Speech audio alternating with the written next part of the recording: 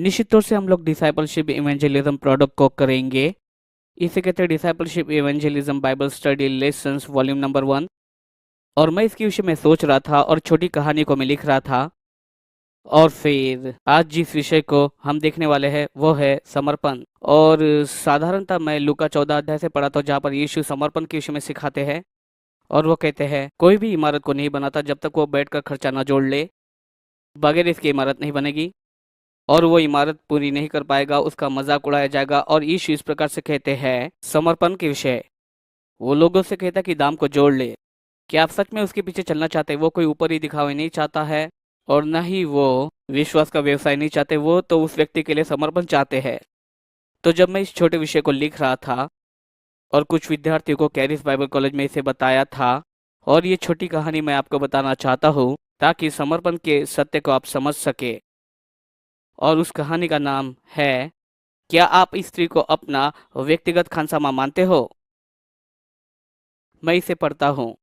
तो मान लो आप अपने शादी के दिन में खड़े हो और अचानक पास्टर आपको इन बातों को फिर पूछता है, क्या आप स्त्री को अपना व्यक्तिगत खानसामा मानते हो कि आपके घर की सफाई करे और बर्तन धोए?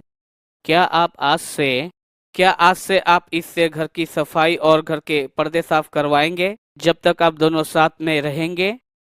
अचानक फिर आपकी पत्नी को उस समय में यह कहना होगा कि रुको, अगर आप चाहते हो कि मैं सिर्फ आपके ही कामों को करूं तो आप अपने आप के लिए एक नौकरानी को खोज ले। मैं चाहती हूँ आप मुझसे प्रेम करें, आप मुझे वैसे ही स्वीकार करें जैसे मैं हूँ। और अगर आप ऐसे मुझे स्वीकार करते हो, मैं इन सब बातों को आपके लिए करूंगी। परंतु मैं चाहती हूँ कि आप मुझे स्वीकार करें पूरी रीति से। मैं नहीं चाहती हूँ कि आप सिर्फ मेरा फायदा ही उठाए और मुझे नहीं। मैं नहीं चाहती हूँ कि आप मेरा फायदा उठाए और मुझे नहीं। मेरा मानना है कि यही बात तो यीशु बोल रहे थे। वो कहते हैं कि मैं नहीं चाहता कि आप सिर्फ मेरा फायदा ही उठाए। बहुत सारे लोग यीशु के लाभ के विषय में बोलते हैं लेकिन उसे स्वीकारने की बात नहीं करते। और उसके व्यक्तित्व को देखिए, बाइबल कहती है रोमियो 1 और वचन 16 में इस प्रकार से कहती है। पौलुस कहता है कि मैं मसीह के सुसमाचार से नहीं लजाता।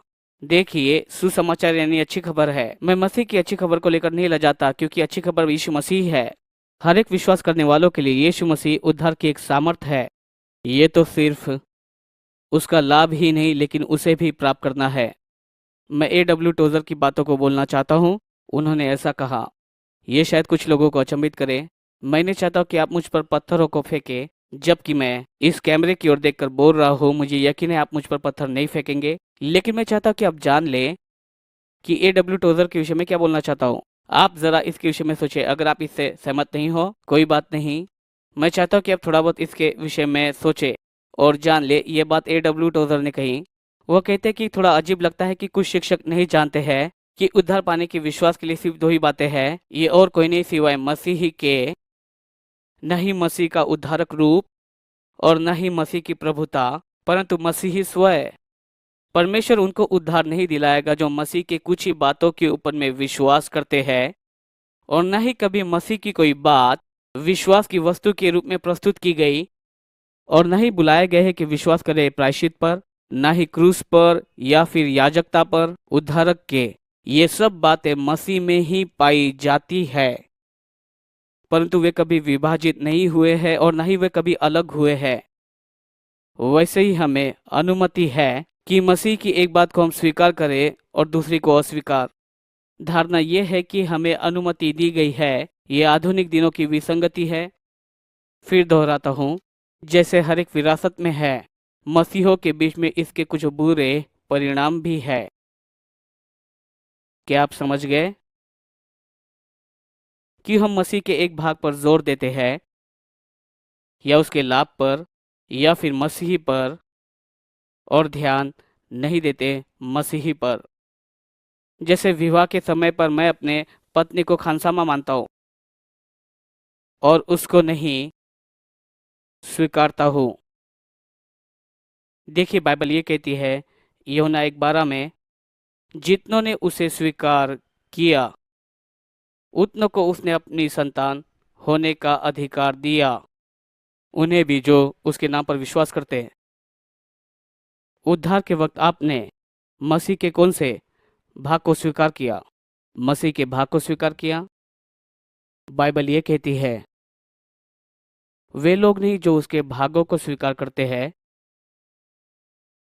परंतु जितनों ने उसे स्वीकार किया उतनों को उसने अपनी संतान होने का अधिकार दिया। परमेश्वर हमें बुलाता है समर्पण में, वो हमें बुलाता है विवाह में। यीशु के साथ में हमारा संबंध विवाह के जैसा है।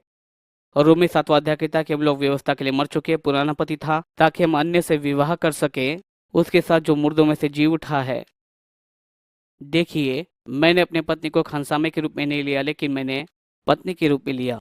और जब मैंने उससे संपूर्ण रूप से स्वीकार किया, मैंने कई बार उसके लाभ प्राप्त किए, जैसे उसके भोजन और बाकी सारी चीजों के। मैंने उसे स्वीकारा। क्या कभी आप ऐसी बातों में से होकर गए हैं या थोड़ा शामिल हुए? क्या आपने सच में उसे स्वीकार किया है आपके जीवन में विवाह के रूप में, कि उसके साथ रहे, सदा के लिए उसे गले लगाए, सदा के लिए कि उसके पीछे चले और हमेशा उसके संग रहे? मैं चाहता हूं कि आप लोग रुक जाए और इस पर गौर कीजिए और इसकी